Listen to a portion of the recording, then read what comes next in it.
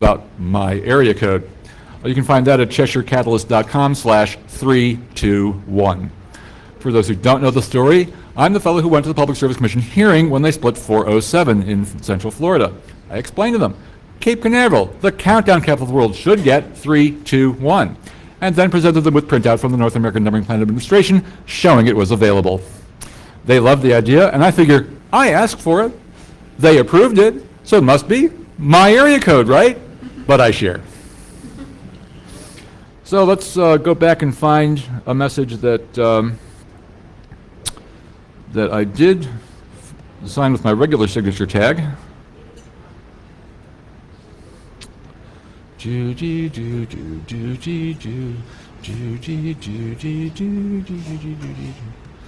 I actually have that as a sound on my Trio phone. What's in your evil scum? Ah, yes, my evil scum file is where I receive phishing mail, which I forward on to their respective companies, usually to eBay, PayPal, and my bank. Phishing mail from other banks I don't worry about, but from my bank, I want my bank protected. So I forward them, explaining that should they, first I cut out the header information that doesn't always go with the forwarding attachment. I paste that in. Tell you what, let me find one that I've sent.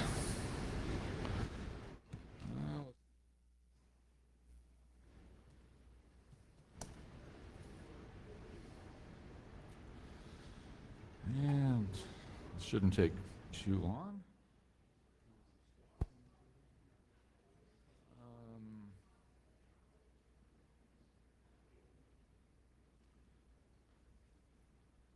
Verify your bank account forwarded. Yes, this should do.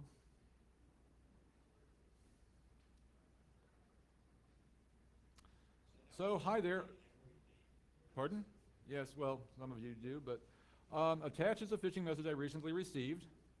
You'll notice that my signature is indented to 5 spaces. Then I indent 5 spaces and put the closing parentheses as a Cheshire smile. Then, Richard Cheshire, hacker, let them know where I'm coming from. But then I give them the address of CheshireCatalyst.com/perspective.html. That's the one I use for my introduction, which asks the question, just who is this guy? So that they'd have a clue. Remember, no one's clueless if you give them clues. So then I go ==, BT, begin included text. And I include the header of the message as I copied it out. And then another clue for them, end of included text. And this is how I will include something that, since it's only a textual email, I have to give them clues as to what is the part I'm cutting out and sending to them.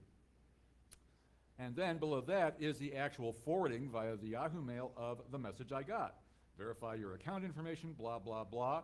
And of course, when we put the cursor on the link, the verify your online banking access, we can see, well, if we go to view status bar and then hover over, we can see at the bottom that it's going to angelpath.jp/upload/blah, blah, blah, /bankofamerica.com/Bank of America. So the URL is put in there, but as a directory name. And there are those who will, just see, oh, well, it's got Bank of America in there, I guess it's okay to click. And no, I'm not going to click it even now because you don't want to encourage these people at all. So back to the topic, I think. And then we'll go even farther off topic. But the point I'm making is that people don't understand that a message that comes on paper had an origination where someone signed the message. Now, why am I harping on that? As I said before, I'm a ham radio operator. When I worked ham radios in Homestead, Florida after Hurricane Andrew, and it hasn't got much better since then, I can tell you, because I've worked hurricanes since then, we found we sent messages up into the EOC, the Emergency Operations Center. They scrawled them on paper and handed them into the pit. Now, the pit of an Emergency Operations Center is where all the ESFs are co-located. There are desks in a semicircle around the podium where the emergency manager usually stands to present his presentations. But the ESFs are the emergency service functions. ESF 1 is transportation. You got to reopen those roads. ESF2 is communications. That's where us hams hang out. And ESF3, there's police, there's fire, there's mass feeding, mass care. Some of them only go up to about ESF16. Florida has ESF17 for animal care. They found out that all these horses and dogs and cats running loose, they had to deal with that too. So they have their own ESF now, their own emergency service function. We would send a message into the EOC. It would get handed off into the pit and handed to, say, Highway Patrol. Highway Patrol would then have to go down their chain of command, verify the information, get that back up, and then they would dispatch assistance. They didn't understand the concept that a message had someone who sent it, and usually if it's through the hams, we will verify it was sent by that person, usually asking for a signature, because that's how our messages are handled. We have the tradition of message traffic handling, because a lot of our guys were ham operators, some of them whom worked for the Western Union Telegraph Company. We knew the procedures. You'll find that after an emergency, the ham operators get a lot of credit for doing a lot of things with communications, and it's because we know what we're doing. We train ourselves on it. We are allowed by the federal government to play with radios on our own specific radio frequencies, and when there is an emergency, we are happy to help out in return for allowing us to play with those radios and frequencies. Because radios can cross national borders, it has been decided that national governments must license transmitters. Now, there are some governments that don't want people transmitting things across national borders, but for places like the US, where it's allowed, it's simply regulated, loosely regulated, and in the ham community, self-regulated. And we do our part. We help out a lot. A lot of the radio art came from ham radio, the people who played with the stuff. I play with something, the reason I got my ham license is something called packet radio, data communications over ham radio. And when somebody first said, Ozzy, you heard about packet radio? What's that? Oh, it's data communications over ham radio. What? A datacom mode that I can't play with? Where's those Morse code tapes? After 20 years of listening to shortwave radio, BBC World Service, Radio Canada International, Radio Nicolance, etc., I finally broke down, learned Morse code, got my ham ticket, and 6 months later, they did away with the Morse code requirement for the easiest ticket. That's okay. It only meant that more of my computer buddies could get into the game. Now, I was limited, because I didn't have code, to 50 megahertz and above, the VHF range. That meant I could only play with things like, space satellites? Yeah, right. A real restriction, no problem. 10 years later, I finally did break down and go for my general. But I still haven't got the radios to play with it. But I do play HF once a year if I'm lucky, twice a year if I'm not. The once a year is on ham radio field day, when our radio club goes up, picks up its radios, sets up in an unprepared field, usually a picnic ground, and for a 24-hour period, we try to contact other stations. If I'm not lucky, there's a hurricane or something, and I have to go to a Red Cross shelter and play radios. And we use HF and VHF and whatever's available to get the word out. My adventures are on the internet for Hurricane Andrew, and we can link to them some other time. But the concept of getting the message through, and that it does come from somebody who signed off on that message, is a real concept that a lot of people need to deal with. Are there any questions on any of that? So, yes? You said that signatures are verified, and I was wondering how that verification process carries over to the internet, to the email, and it's anonymity. Oh, well, first off, with ham radio, if you're going to send a message via ham radio, via a ham operator, you are generally going to put something on paper and hand it off to him. Because in our tradition, we simply copy what you've put down. Now, a lot of times, a shelter manager will just say, we need 50 cots. And we'll write out the message, and we will sign it with the signature of the shelter manager. But he gave us the instructions to send the message, so we can put down a signature that he said so, and that message signature means he said so. So that when we send that message into Red Cross headquarters via the EOC, a couple hours later, here come the cots. An interesting thing, too, is usually when you put in a request for supplies of some kind, the radio room never hears back. But stuff shows up hours later.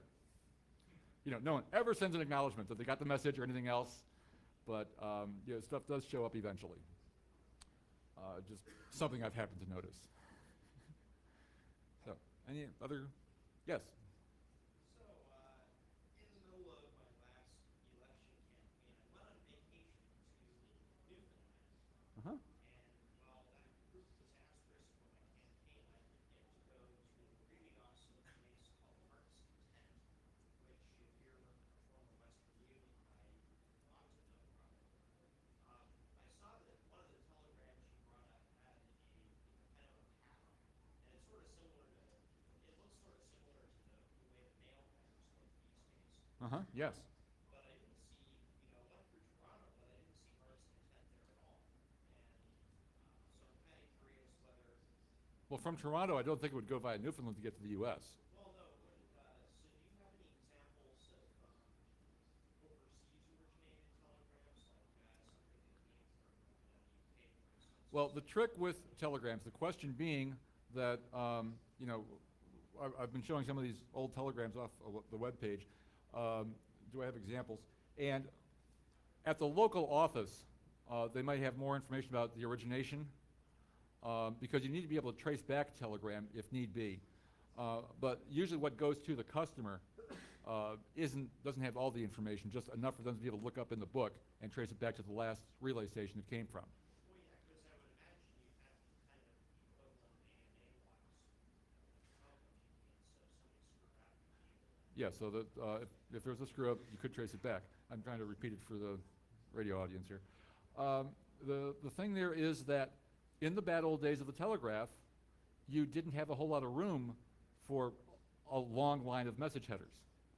In the internet age, you can just add another line with another host routing that a message passed through, and have a complete record back. But you would just have it back to the last relay station who was supposed to keep records of the previous relay station that it got it from, so you could trace it back that way. Very labor-intensive process to trace back a message like that. And in the internet age, you just put another line in the message header.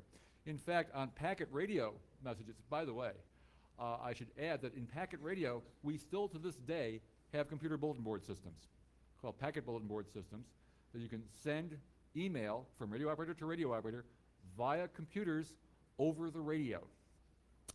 You can, down in Florida, pardon? The error rate, bit rate. The user bit rate is 1200 baud. And there are 9600 baud links between network nodes. And this may seem slow by today's standards, but you'll find that we in ham radio think slow is better than dead stop. We're at least getting the message through. And I have told my mother, never worry about me during a hurricane, because I will be in a safe, warm Red Cross shelter working message traffic. So one last question for you, and that Yes. is your active use. Yes. You made a big deal about signatures, and given that we're kind of moving into text messaging as being a new key in communication, what are your thoughts on that? My thoughts on text messaging now being, would that be descended from telegrams? Text messaging being direct user-to-user communications does not need formal tracebacks. And it was mentioned that I use UPOC, UPOC.com, which originally stood for Universal Point of Contact, but is now just the initials lost in the mists of time. And I'm user 2600, Cheshire 2600 on UPOC for anyone who wants to communicate with me that way. Oh, good, didn't hibernate. The text messaging I found, by the way, and in hurricane situations, I was in Port Charlotte following Hurricane Charlie, and I found that while voice calls could not go out over the cellular towers, SMS messages, short message service messages, text messages were getting through. It's a lot less bandwidth. You're limited to only 160 characters, but it's amazing how much you can pack in that when you need to. Of course, we had our radios, and we could send formal message traffic that way as well. But for someone who's trapped in a disaster area after an event, try your text messaging. There's a darn good chance it may still work. Okay, I seem to have some extra time. And apparently I forgot to submit a topic for a talk that I'll use the time for. Well, if you'll recall, let's see, Cheshire Catalyst.com /talk.html. 2 years ago, I was here with the topic, Flash sucks for advertisers. Well, I'm afraid I'm still harping on it. 2 years later, Coke Rewards.com. Oops, I must have misspelled. My Coke Rewards.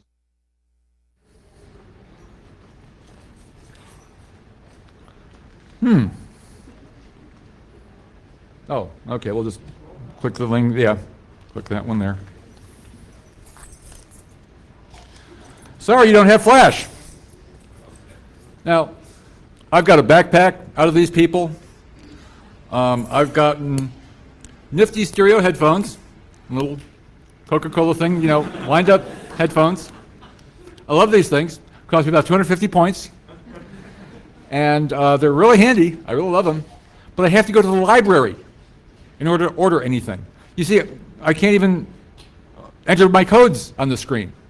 Fortunately, they let me send SMS text messages, and I have a very large text messaging package on my my mobile phone. I like to use the term mobile phone, by the way, not cell phone. Cellular is the technology in use. They are mobile phones. And another of my pet peeves is when people say an 800 number. No. Toll-free number. Please get into the habit, people, because there's 800, 888, 877, 866, 855, and the others are on their way. So they are toll-free numbers. Catch your friends on it. You can always remember it better when you're trying to correct somebody else. So, this is my pet peeve. You're spending so much money trying to get people's attention to your website. Let me show you one of my websites, att31.com. Now, I've been grateful to Bell South Mobility for my phone number. Well, you see, I share my area code, but I saved the best phone number for myself. If you really want to reach my cell phone, I really shouldn't put it out like this, but I will. To reach my cell phone, you dial 321 liftoff. Thank you. Now, I got that number back in the days before number portability, and I ran down to the kiosk as soon as I heard that my area code was going to be put into existence. I said, "Hi, I want 543-8633, please." She called Melbourne office, and they said, "No, I'm sorry, sir. The boys in Melbourne tell me that that number is in the middle of a 100 group on a corporate rate, totally unavailable." Oh. Okay. Went home, went up on the net, bellsouthmobility.com, about the company. Mark Fiedler is the president, huh? Too bad I don't have his email address. Let me look around here some more. The press room. Oh, a press release? That's interesting. The email address of a publicity flack. First name _ last name @ compose. 2, Mark _ Fiedler @ dear Mr. Fiedler. Blah, blah, blah, my area code, blah, blah, blah, may I please have. So as of November 1st, 1999, my phone number will be 321 liftoff. Send! Look at my watch. 6:30 p.m. on a Friday. No way I can possibly hear from this guy until Monday, probably Tuesday, Sunday afternoon. You have new mail. Sure, I'll get my people on it. I've been very grateful to Bell South Mobility ever since. Well, Bell South Mobility had a NASCAR. They were sponsoring Joe Nemechek in the number 42 NASCAR for bellsouthmobility.com. When they switched to singular, they didn't get singular racing. I waited that year until after the Daytona 500 and then bought singularracing.com. And I've been running a fan website ever since. So here we've got some graphics showing that it's going from Bell South Mobility to singular to now the future. And every week, oh yeah, and you got a free Coke Zero because they won the Coke Zero 600 with one of the Coca-Cola Racing family drivers. And every week I go up and I add to the statistics, the starting position, the finish position, the cut points that they've got this week. The next race will be the Allstate 400 at the Brickyard, which currently page not found when you click there because they haven't posted the entry list yet. But these are all derived web addresses, and it will be at the data_entry_list.html once they put it up. Now, I can't always get online to update my website when I want to. So there are some little dots down here. And the dots will go to entry list, qualification list, lineup, the unofficial results, and then the official results of last week. So if we go to the unofficial results of the last one, it'll come up and give the official results for the last race, which was the LifeLock.com 400. Now this is the same as clicking on LifeLock.com 400 right now, but you'll notice that this one's still the unofficial race results because I haven't updated. Usually I wait till the following race, and then when I put up the unofficial results, I go back and delete the letters UN for unofficial, and it becomes the web address for the official results. So, you know, I just deal with this when I can. And furthermore, all I have to do, let's see, view, page source, and come on down here a ways. What you'll find is all future races remarked out. This means that on my Trio 650 cell phone, I can use the FTP application, the File Transfer Protocol application I've downloaded. I can download my web page, edit it on the phone, and put it back up on the web, usually from my local bar where I'm watching the race. I love getting the results up on my website before jski.com sends me the text message with the results. And it's just an ego thing with me on being able to do that. It doesn't really mean anything. I doubt if anyone's really watching, but it's a fun thing to do. But you'll notice, no flash. I've got some graphics on here. I linked to their stuff. I swiped their graphics because people who are interested in my website would be interested in these special deals. Oh, and I used to be a Palm Pilot salesman, so I've got special deals on Palm Pilots that connect to the internet and AT&T as well. Jeff Burton is driving for AT&T, and one thing I do I don't think anybody else does is I list the associate sponsors on the car. Because if you're into NASCAR, sponsorship is everything with NASCAR. And actually, I'm not that interested in NASCAR. My interest is in advertising. And boy, if you want to watch advertising in action, go to a NASCAR race. So, being simply a fan website, this is what I do. Now, I think I've got att3one.com/Lennox.html. No, I guess not.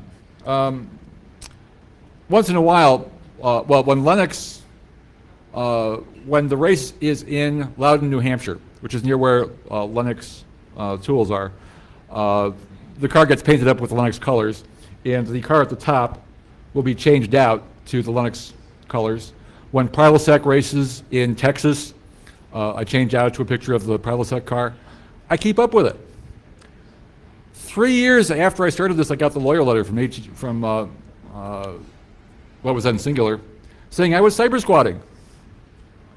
No. Oh, and that I was infringing their trademark.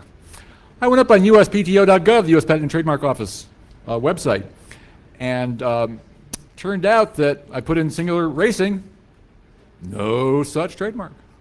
The 18 forms of Singular they had in there, none of them had racing as a protected form of the word mark. Trademark, I replied. What trademark? Never heard a word from them again. Let's see. Oh, this one I'm proud of. You'll notice here a graphic showing the B post of the car with the various stickers for Snap-on, for GM card, and you'll notice that the little finger says I can click on these, like say for Fig Newtons. If I click on that, it takes me to the Nabisco page with Fig Newton that says, get flash or get gone. Well, that's not my fault. That's, you know, on their head. But even Coca-Cola, going to the Coca-Cola Racing family, take me to mycocarewards.com. You know, look, guys, I'm trying to help you. I'm trying to send you people. It's your fault. Sherwin-Williams. But this is old HTML. This is a use map, which just says take anything in these coordinates, and when you click it, send it off to this web page. What do you need Flash for? Up here, I kind of have this one as a little Easter egg. Jeff Burton's signature on the car, that'll send you out to jeffburton.com. But even he says you need a high-speed internet connection and download Flash here. Guys, come on. It's unnecessary. Well, let me take you to another website I'm fairly proud of. Museumsofbrevard. Well, I'm going to put in .com. It's really .org. But of course, I bought .com as well, and it takes you to .org. That's just how it should be done. You'll notice I've got links at the top that take you to the various museums all in a list below. So if I click on the Historical Commission, up comes the commission. You'll notice I've got the graphics laid out with text on the left and graphics on the right. The next one is graphics on the left, text on the right, and it intersperses like this. Well, the trick is what happens when a museum pulls out of this group. What we do then, or what I do then, since I'm the webmaster, let's see, museums.txt. This is the file that gets read.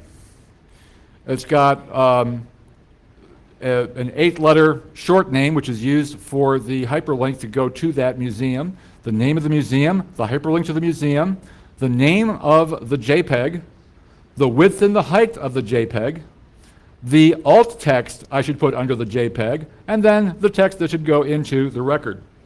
And then I just run the program to regenerate the page. You don't need Flash for this stuff. I also have top.html for the stuff at the top. It generates the list and then generates the rest of the page.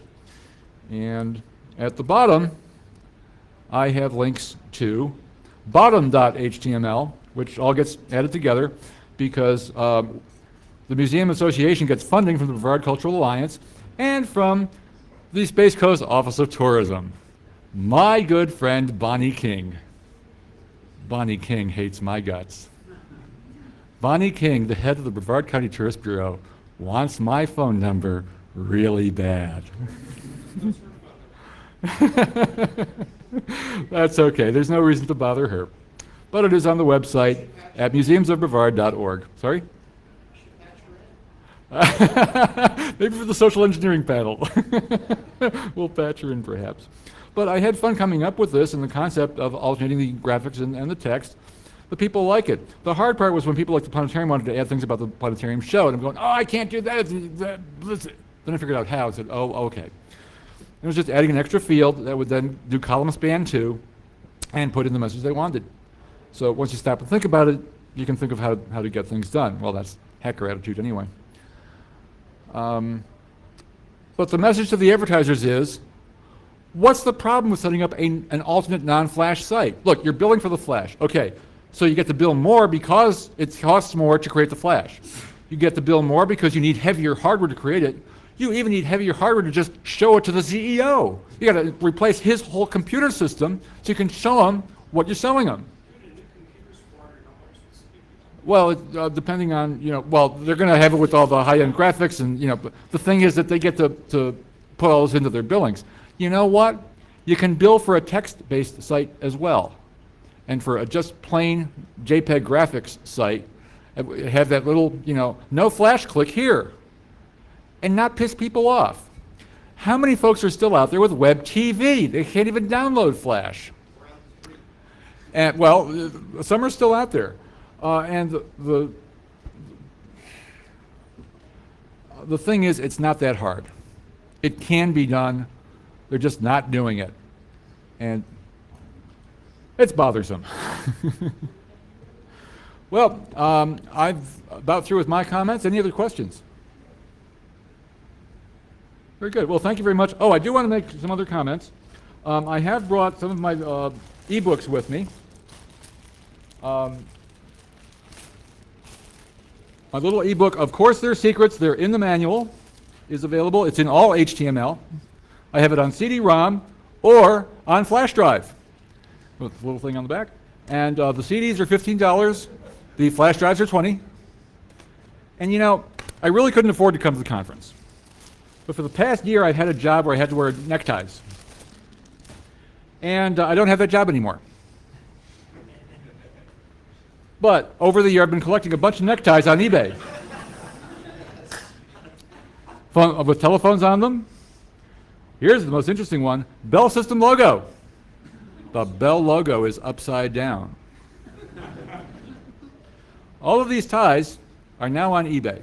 If you visit CheshireCatalyst.com/ties, you will find links. Or in the eBay search bar, just put Cheshire's tie, singular on tie on eBay, and you'll find my ties. I put them up last Saturday night. Oh, I guess that means they will time out this Saturday night while I'm here at the conference. Well, doesn't that mean that you are the purchaser of the tie? You can pick it up from me on Sunday here at the conference. What a concept. I wish I'd thought of that.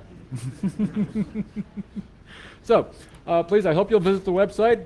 You can come up here and look at the ties as well.